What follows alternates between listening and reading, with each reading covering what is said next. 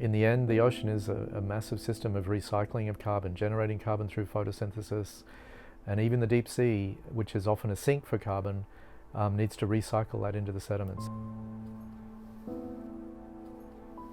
I'm Greg Rouse, and I'm a professor and curator of marine biology here at Scripps Institution of Oceanography, University of California, San Diego. And the thing that got me to move to America from Australia, which you can tell from my accent, are whale falls.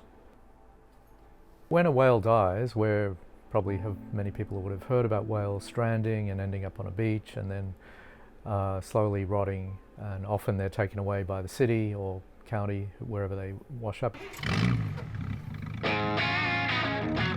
The Oregon State Highway Division not only had a whale of a problem on its hands. Well, I'm confident that it'll work. The only thing is we're not sure just exactly how much explosives it'll take to disintegrate this.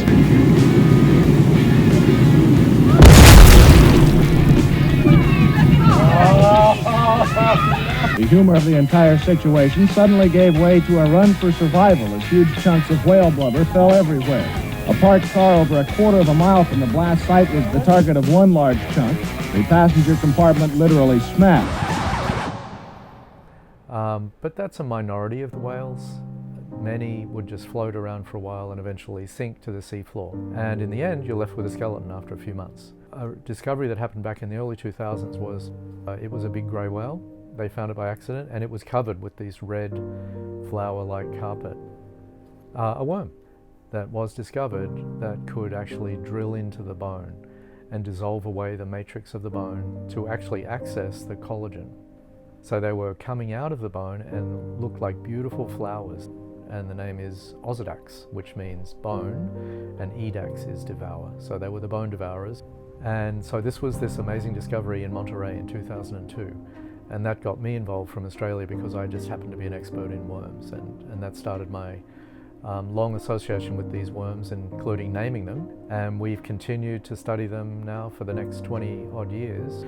We just published new species from Brazil, and I'm sitting on another 6 or 7 new species from the Central Pacific, from Costa Rica, and we'll slowly continue to publish those new species. So right now I think we're at about 40 known species.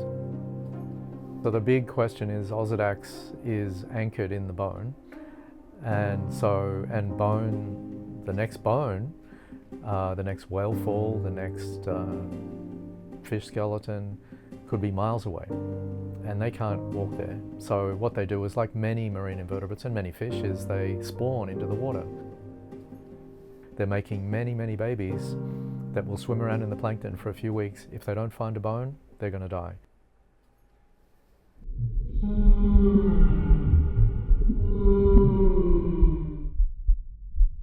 A fascinating discovery by divers just off the coast of La Jolla shores. They spotted the carcass of a baby whale.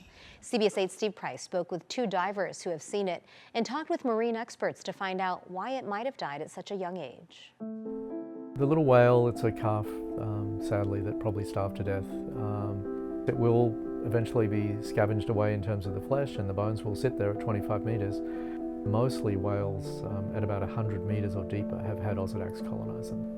There have been Osedax discovered on bones as shallow as 25 meters. In the long run, it could be an interesting thing to study once it's reached the skeleton phase. I value whale falls. I've spent many years now studying them, and what needs to be remembered is that there is an entire community. There are whale fall specialists or bone specialists. It's not just Osedax. There are lots of other creatures that have only ever been found associated with whales. And they're waiting. They're out there. They have the ability. They're constantly producing little babies that are there, waiting. When a whale gets down there and the bones get exposed, these creatures will help break them down and recycle. And so if we think of whales as just brutally as a carbon source, the best place for them to end up when they're dead is not in a landfill on shore, but it's to be on the bottom of the seafloor, where there's lots of amazing, extraordinary creatures waiting for them to end up there and for them to consume them.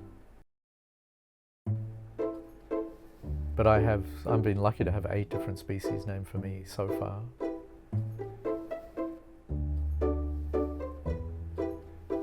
I'm concerned for the divers and other people not to really hang around there while the flesh is still there, given the incidence of sharks.